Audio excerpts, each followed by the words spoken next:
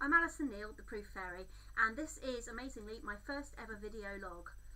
I thought it was about time I did one because I've got clients all over the country, and lots of my clients have never actually met me, so I thought it was time that I maybe put myself out there, let you get to see who you're dealing with, and just give you a little bit of background on who I am and how I got to do what I'm doing now.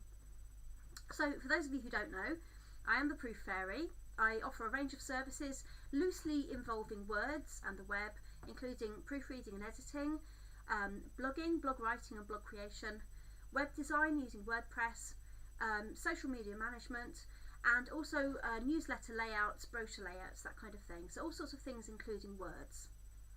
Now, I've always been interested in words. When I was a teenager, I wrote for the college magazine, and I've had a couple of articles published in my local newsletter when I was a teenager as well about local news, shops that had closed down. The recession, funnily enough, I wrote an article about the recession and how it was affecting Harrow, which is my hometown. And then I finished my A-levels and I went off to work for a local newspaper, the Recorder Group of newspapers in Hounslow in West London. And I was there for a couple of years, doing all sorts of things that included proofreading property ads, which was really exciting, going through endless property listings, checking that everything was correct, and car ads, checking all the prices and things. I then went on to work for a publishing company called The Media Company. They were based in Kingston in Surrey, and we published various magazines, including Build It, which was all about building your own home, Communication News, Communication Times, and Business Times and Environment Times, which were all business-to-business monthly newsletters, really. I left there in 1994, went off and had a baby, and then had another baby, and did all sorts of jobs like Avon. I was an Avon lady for a while. I did bookkeeping, I did office cleaning, I was the team leader. And then in 2002, when my youngest child had started school, I went off to my local technical college, which was affiliated to the University of Surrey, and I did a degree. I did media technology and production, which was actually hands-on making TV and radio programmes. There are also some elements of media studies in there as well, and some what became internet marketing techniques. So we did things with Macromedia, Flash, building little videos to be used to go on websites and things like that. I'd always wanted to work in radio, actually. When I was a kid, I was desperate to work in radio, but I'm deaf in one ear, and I thought, I can't use headphones and hear what's going on in the room, so there won't be any future for me in that. So this degree really sort of pushed me in the area that I'd always wanted to work in. I didn't know what I was going to do with it afterwards, but I was lucky enough to get a job with a company called Alison. They are one of the top stock photography libraries in the world, and I was picture research manager there, remote managing a team based in India, which meant I got to spend a fantastic week in India, doing some team training and getting to know the team over there. It was brilliant. But anyway, in 2007 I decided to throw away the job and to go self-employed. There were a whole range of reasons why I wanted to do that. One of the reasons was that my son has special needs, and I really needed more flexibility than working for an employer was giving me. So I bought into a franchise called Community Times. So it was going back to my publishing roots, really. For the next 3 years I published a local magazine, Community Times in the Vale.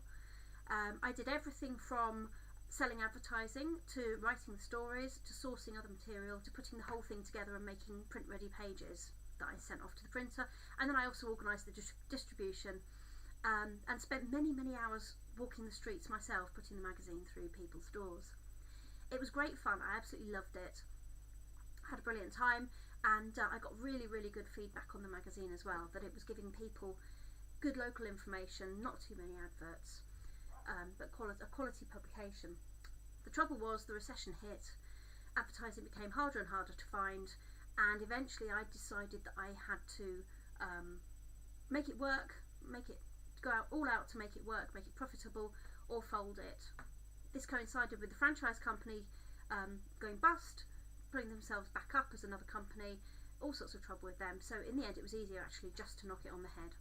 But what was I going to do then? That was the question.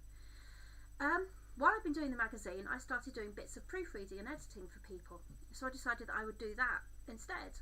I played around with names and I came up with the Proof Fairy.